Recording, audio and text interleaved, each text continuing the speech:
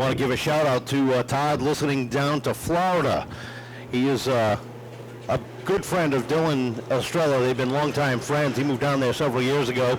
Congratulating Vinny on his win, and just wanted to let everybody know he is listening live on tracktune.live.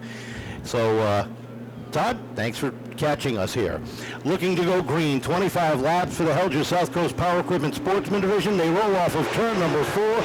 Green flag is in the air. We're underway, and down into turn 1. Lineham and Pettey race side by side for the lead. They are dead even down into turn number 3. Pettey trying to charge up around that high side, steps out just a bit from him, gives way to Lineham's going to lead the first one. Pettey going to have to settle in as he shuffles down to the low lane. Chris Gomes immediately on his tail for third, and Steve Axon on that high side trying to make something work around Gomes for fourth. They've already been 3 wide around this racetrack just about a lap ago. Pianka trying to make some noise, get his way up towards the front. He was kicked up 3 wide to the outside of Tyler Almeida and Ed Perry, but he was able to make it through up front.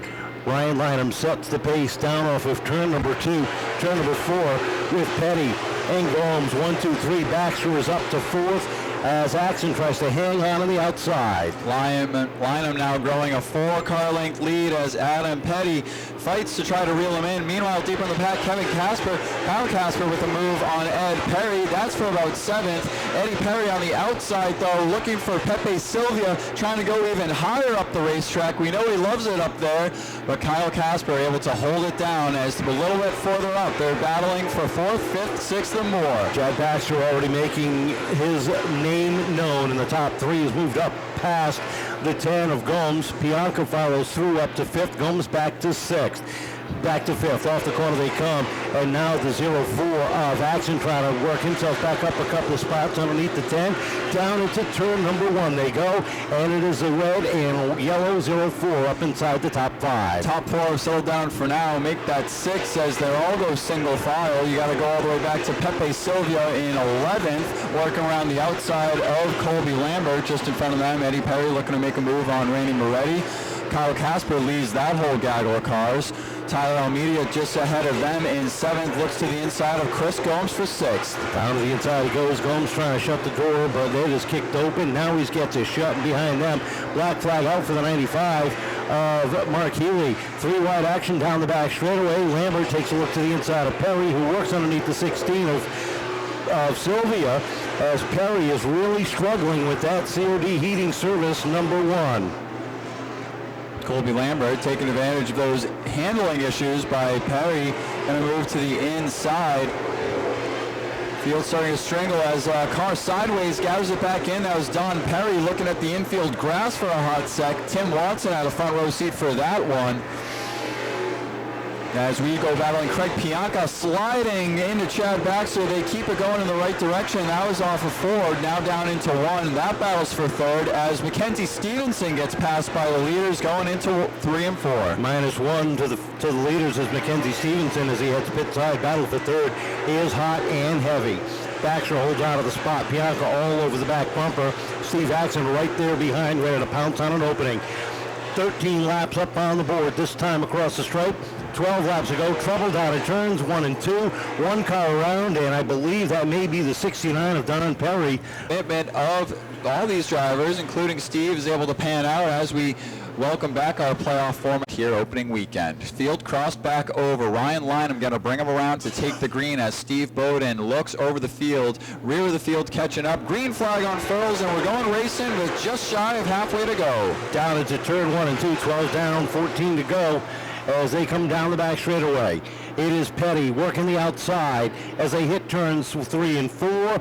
Now we're at lap 13. We're through halfway, and here comes Baxter up to 2nd. 3 wide for 3rd. Pianka getting shuffled out of that as Axon up into the number 3 spot, down into 3 and 4. Trouble off at 2. Caleb Marcoux does a 360, throws it back in gear. We stay green. Craig Pianka getting split on the inside and outside on that restart. His front bumper cover getting peeled like an onion. He's still able to keep hold of at least the battle for 4th for now. Ryan Lineham at the front. Steve Axon able to move into the 2nd position. As a car around, it's Paul Williams in the 13 and 2. Yellow flag out immediately as the leaders racing back around towards the incident. And we're under yellow again here with 14 laps complete.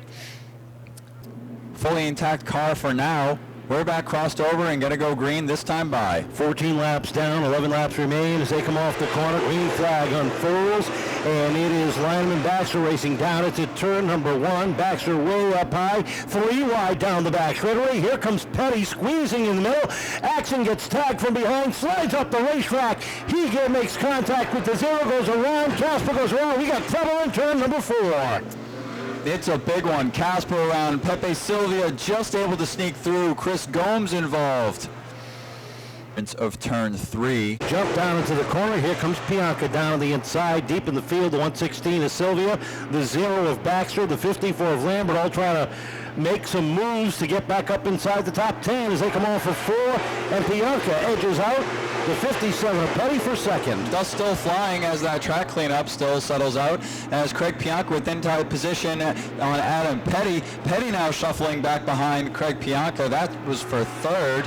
As Rioux and Moretti battling side by side for 4th, but it's Lineham still at the point with the 3-car advantage. We haven't talked much about Rioux, but all of a sudden he's emerged inside the top 5. He started back in the 13th spot and has been able to make some moves up into the field. Deeper in the pack, they're still side by side. Chad Baxter has already cracked the top 12 as he battles with Tyler Almeida off of turn number 2 and takes that spot away. That is for 9th. Chad Baxter now looking to zero in on the rear bumper of Eddie Perry as they power up off of turn 2 down the backstretch now into 3. Just ahead of them, Don Perry takes a look to the inside of Tim Watson, settles it back in for now. Chad Baxter with the look now, right on that back bumper of Ed Perry again as they pass through 1 and 2. Down the backstretch they go. Perry trying to hold on to that 8th position. Baxter all over the back bumper, gets him in underneath them, a little bit of contact. Perry goes around. Caution flag is out once again for Ed Perry, who is uncharacteristically struggling here this afternoon.